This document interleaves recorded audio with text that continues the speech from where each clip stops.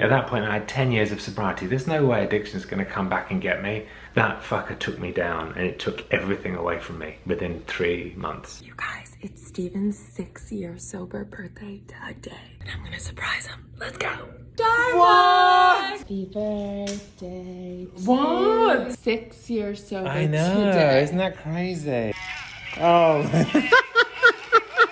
So Steven, I was thinking that you could tell your story. They're gonna think I'm crazy though. They already know you're crazy. Buckle up, guys.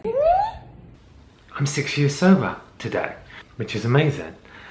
Through 12-step recovery. It's my second time round of being sober. The first time round I had 10 years and I went out on OxyContin and Xanax and sleeping medication. So I convinced myself that as long as I didn't drink, I was still sober. But I lost everything 6 years ago after lying to a doctor to get drugs, knowing that I could get high off those drugs. I thought to myself, I heard that in America you can get all these mental drugs that are really great and it's like a free pass. You can get high but you're still sober because a doctor gave them to you. I thought I'm invincible. I can just take these drugs which are basically heroin, and as long as they're prescribed from a doctor, I'm still sober. But I was off my nut. I was doing a thing they call doctor shopping, where I would have 5 or 6 doctors and I would just go to those doctors and lie to get as much of those drugs as I could into my system. You know that feeling where you're just, life's just difficult and you don't fit in and it's painful, and as an addict I feel without a solution life's really difficult. Like everything is hard. I can't connect. I don't know how other people do it. I feel like everyone else has a rule book for life and I don't have that rule book, so it's very hard for me to function. And I think that's common with most addicts. So that feeling, we call that a hole in the soul. For me, there's only 2 ways to fill that hole in the soul. There's drugs and drinking, which works in the short term but ruins my life.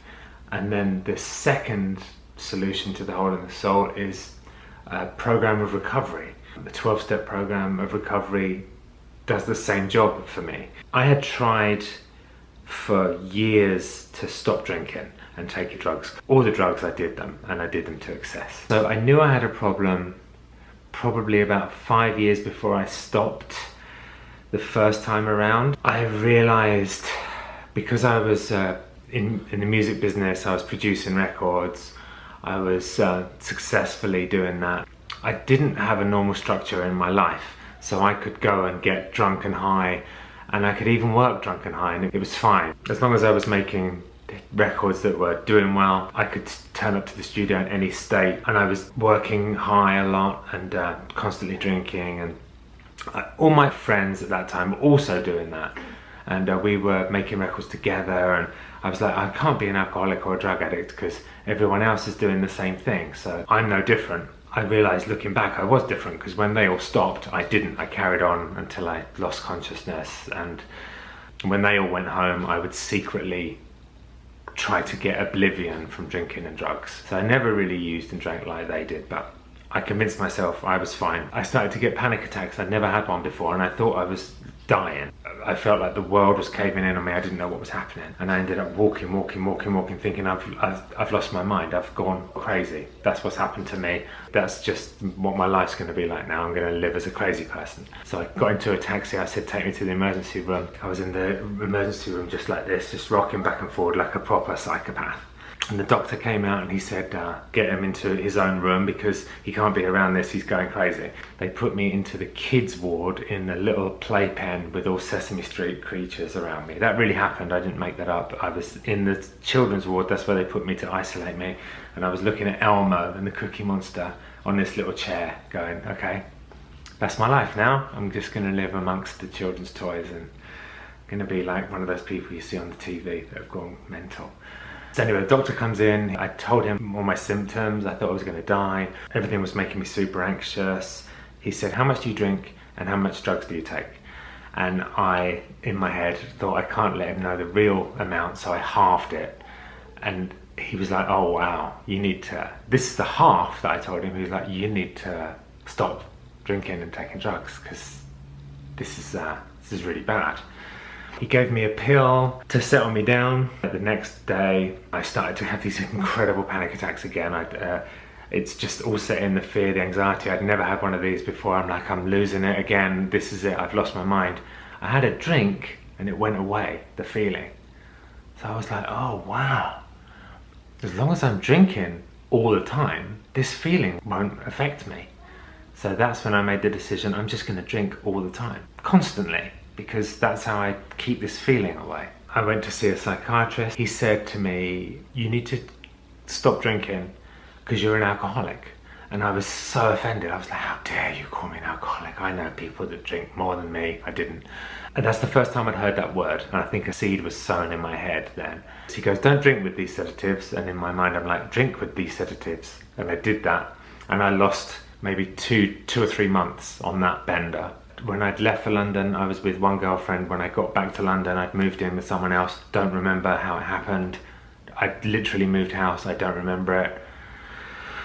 It was a horrible time, and I hurt a lot of people. And that's when I thought, okay, I need to stop drinking and taking drugs.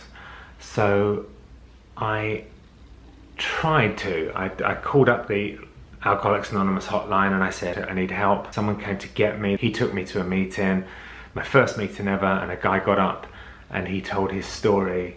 And it was crazy. He'd been in mental institutions, he'd been arrested, he wet himself when he was doing an armed robbery. The story that the guy was saying, it was like, oh, I'm not an alcoholic. I haven't been in prison, I haven't been to a mental institution, I don't wet myself doing a bank robbery. And what I found out recently is I should have said, no, I haven't done any of those things yet. And that's another thing they say in the program. They're all yets. And at the time I thought, I'm not an alcoholic because this guy needs help. I don't need help. So I didn't go back and I carried on drinking. It got worse. It got worse and worse. And it ended up where I'd wake up, throw up, take neat vodka just to get out of bed. Not accepting that I was an alcoholic to becoming a fall down drunk every day was pretty quick. I just wanted oblivion. I just wanted to be out of it. That was my main thing in life. My life got so small and so depressing and so sad. It was just that one room became my world. Everything was in that room. As long as I had drugs and drink, I didn't need to leave the room. My life became dark and very sad and pathetic. And my girlfriend at the time said, this is really awful. And I know of this procedure you can have in Poland. They'll implant something under your skin to stop heroin and alcohol having an effect. And it's a surgical procedure. And I was desperate. Before I had the surgery, the doctor comes up to me and he goes, if you drink, in any time in this 6 months, if you drink, you're going to die. And I was like, whoa. Well, that'll definitely stop me drinking. There's no way. Who would drink knowing that? Had the implant, put it in. 3 days later, I was drinking again. I guess I didn't care if I died. I didn't. My life was kind of so shit anyway. I didn't care if I died. So in my head, I was like, okay, I need to drink. Someone once told me if you put a gun to an alcoholic's head and you say, don't drink, otherwise I'm going to shoot you, and you put a glass of alcohol in front of the alcoholic, their mind process will go, I wonder if I could drink that before the bullet actually killed me to get a buzz off it. And that's how I felt. This is going to kill me, but I can't not do it. I had this implant and I was drinking and it had a crazy effect on me and I blacked out. I went missing. I don't know exactly what happened. To this day, I don't know what happened. I think the combination of the medication, the drugs I was taking, the sedatives and the drink, I don't know how long I was missing for. It might have been like 3 or 5 days. I was found in the outskirts of Warsaw. I'd been beaten up. I'd had all my stuff taken. I had broken ribs. I was in the street. I was literally on the side of the road. I don't know. Someone may have called an ambulance. They tried to get me in the ambulance. I remember fighting the ambulance crew. I had in my head that they were going to kill me. That's the psychosis. They took me to a hospital. They're all Polish. I can't speak Polish. I didn't have my phone. I was in and out of consciousness, but I remember they would come in and it was like a horror film. I would get injections. I'd be resisting injections, but they would come in and give me injections. I didn't know what they were saying, and it was terrifying. I was strapped down to the bed and I thought, oh, this is a psych ward. Like I'm on a one flew over the cuckoo's nest. That's why I'm like restrained and I get in these injections. And wow,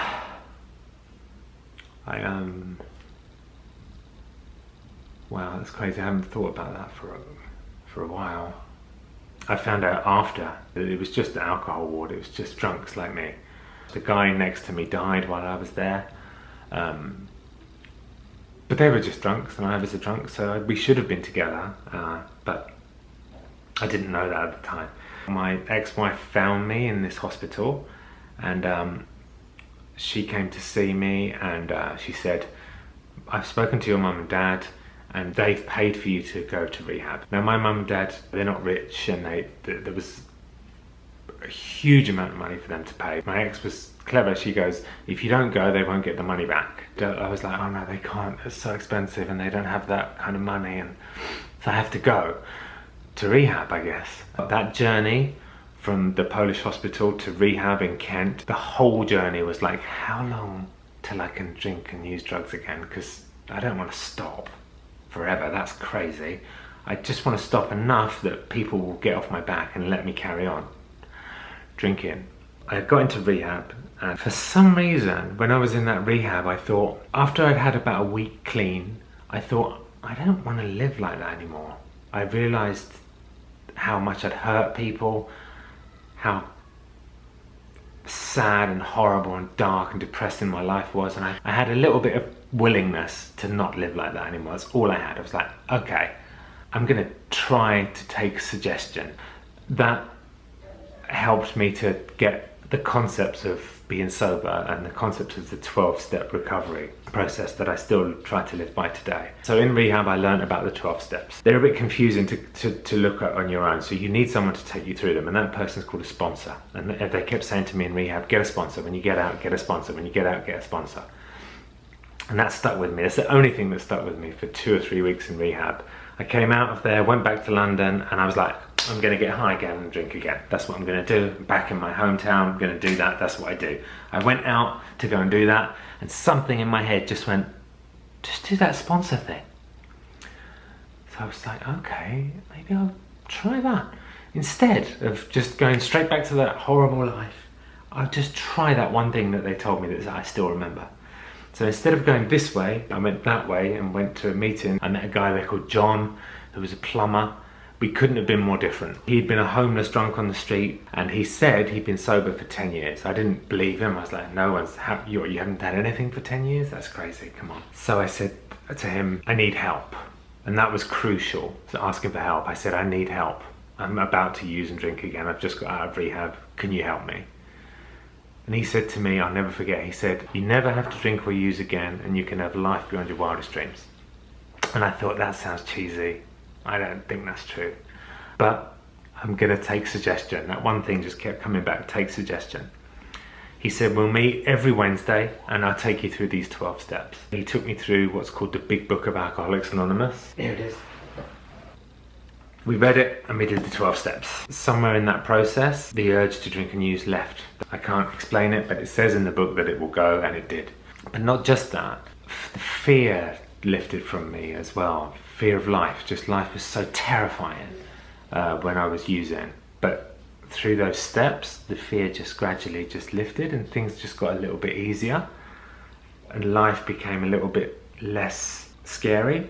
And I had to make amends to people I'd hurt, and I would go and meet these people and say sorry for what I'd done. And every time I did that, I got more self-esteem. And my sponsor would say, you've got a problem with self-esteem. You're comatose or you're grandiose. You're either really big-headed or you feel like shit. There's nothing in the middle. You've got a self-esteem problem. And if you want self-esteem, you have to do esteemable actions. The 12 steps are all about that. So the 12 steps changed my life. Life just became color again. I could see in color. While I was using it, everything was black and white, or everything was black.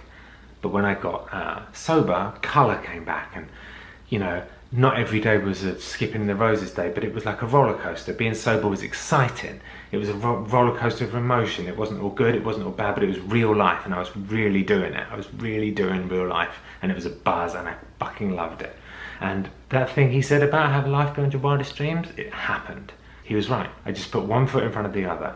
kept going to meeting every day. I would share with people the problems I was having in my life, and I would meet people that had solutions to those problems. And they would always say, it's in this book. Any problem you have is in this book. And I'd be like, what about this problem? And they'd go, it's in the book. And I'd go, no, it isn't. And I'd read it and it would be in there. And I'd be like, damn you, book. But this book, yeah, it changed my life. I've been scoring films in London. I moved here to work with Hans Zimmer. It was an amazing time. And I thought, I've got this now. I've got sobriety. I don't have to go to meetings. I don't need to call this sponsor guy anymore. I'm successful.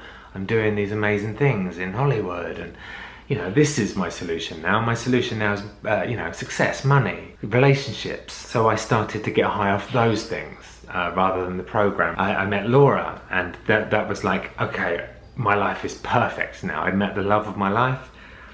I had a dream job. I wasn't very happy in that job, but it was fine because I was successful. Meeting Laura was an incredible thing. She was just newly sober, so we could like start this journey together, and that was a life-changing experience, that's obviously. But I let go of the program, and I let go of the sponsor, and I let go of the steps, and I let go of going to meetings. And one day I had a tiny little car accident. Wasn't serious, and something in my head went, get the drugs, get the painkillers, get the drugs, just fine. It's not using if his doctor's giving them to you.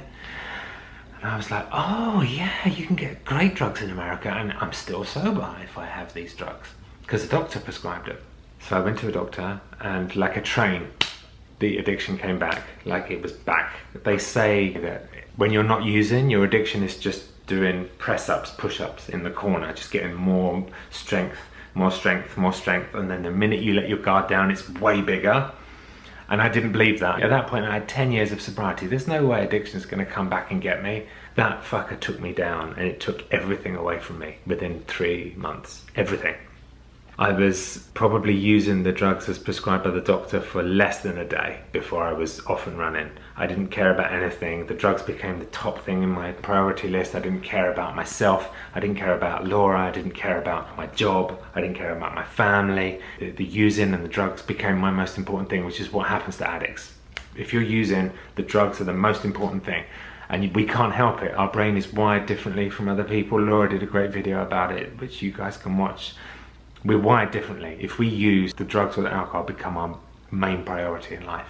And it's really sad, but it's just the way it is, unfortunately. And I was back in that horrible, dark, depressing, lonely, pathetic place that I told you about before in London. I was back there in sunny LA. My outsides changed, but my insides hadn't, and I was back in that little box again of depression, and I couldn't leave the apartment because I was too scared, and the pills became the solution to my life, but I couldn't stop taking them because I would feel so ill, because it's heroin basically.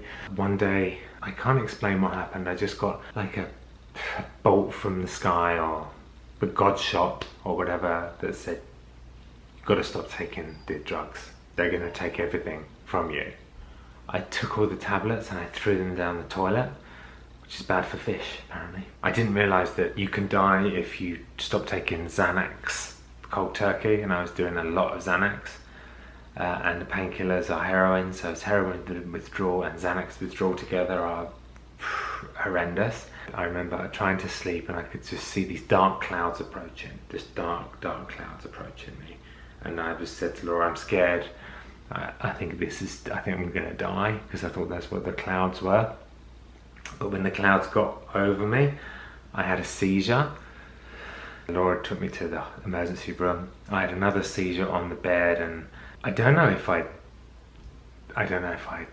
died or whatever. Laura thinks I did. I turned blue, and everyone like rushed in, and they put her into a different room, and they had the things on me.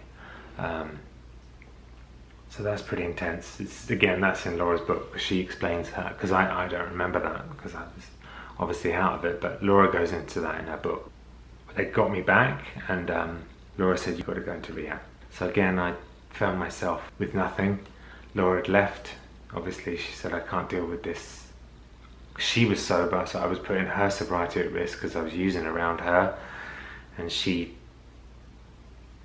had to leave for her own safety, and so I ended up again just broken and lost, and it's worse than the first time though, because this time I'd lost 10 years of sobriety. As part of my makeup was being this sober guy, this long-term sober guy.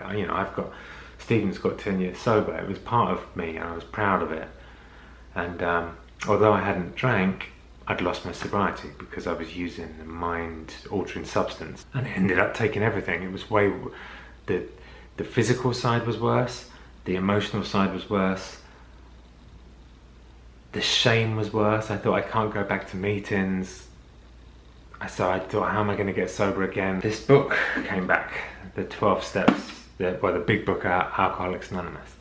And this idea of a sponsor, they were saying to me in treatment, you need to get a sponsor. And I was like, oh yeah, that's what I did last time. So I came out broken, lost, not wanting to go back to meetings, thought that people in meetings wouldn't speak to me because I had been going occasionally saying that I was sober, but I wasn't, I was using. So I had a lot of shame. I got another sponsor. I remember I met this guy before I went into treatment who seemed like a hard-line guy, and I asked him for help. And we went through the book again. He said, you've got to go back to those meetings and tell them what happened. So I went back into the meetings where I'd been lying, and I stood up, and it was really difficult. And I said, I've been lying to you guys, I've been using the whole time, I just got out of rehab. And the love that I got in that room really helped me in early sobriety. There was no judgment. People were like, we're alcoholics. That's what we do without the program. We use, unless we have something to fill the hole in the soul.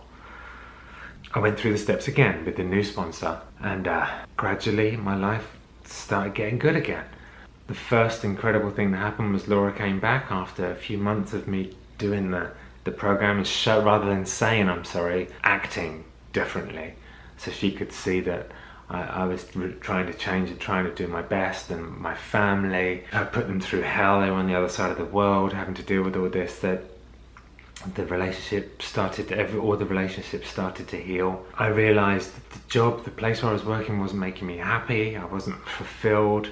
So I took the big step, which was scary, of leaving that job, although it was a dream job to most people. I wasn't happy. I didn't feel creatively fulfilled. I didn't feel I was in control of my own destiny. I hated working for someone else. So we moved into a more expensive apartment because the last apartment was too many memories and it was just dark. I quit my job and we didn't have anything except we were in love. Everything had come back. I was going to meetings. I got my life back. I had my sobriety. Laura was long-term sober. She's got longer than me now. And we thought, okay, let's try and work together. Let's try and put our talents together and see what happens. So we started making videos. And no one cared at the beginning. But that's now turned into an incredible life that I love more than I ever thought I would. I'd never expected to be doing it. It's an amazing turn of events that I never would have, if I'd have tried to plan this, it never would have happened. It's complete godshot or complete accident. We made these videos and putting the music and the comedy together. Thankfully to you guys, you enjoy what we do, and thank you for following us on our journey. It means the world. And that thing that guy said to me, you never have to use or drink again, a day at a time, ever, and you can have a life beyond your wildest dreams. That's worked again for me. So this program's worked twice, and the hole in the soul is filled. And it's been an amazing journey. So 6 years back this time, it's one day at a time. You guys can find all this out by, if you're struggling with addiction, go to a meeting and ask for help. That's all you need to do. So I love you guys. I'm so grateful to have you to talk to about this stuff, and it's amazing that you're with us on this journey. And thank you.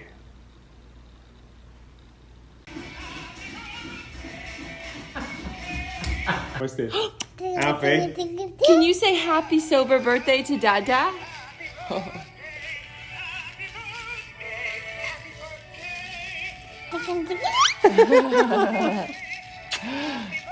You made it my best birthday ever. If you're happy and you know it, stick out your tongue. If you're happy and you know it, stick out your tongue. If you're happy and you know it, and you really want to show it. If you're happy and you know it, stick out your tongue. Bye. Yeah!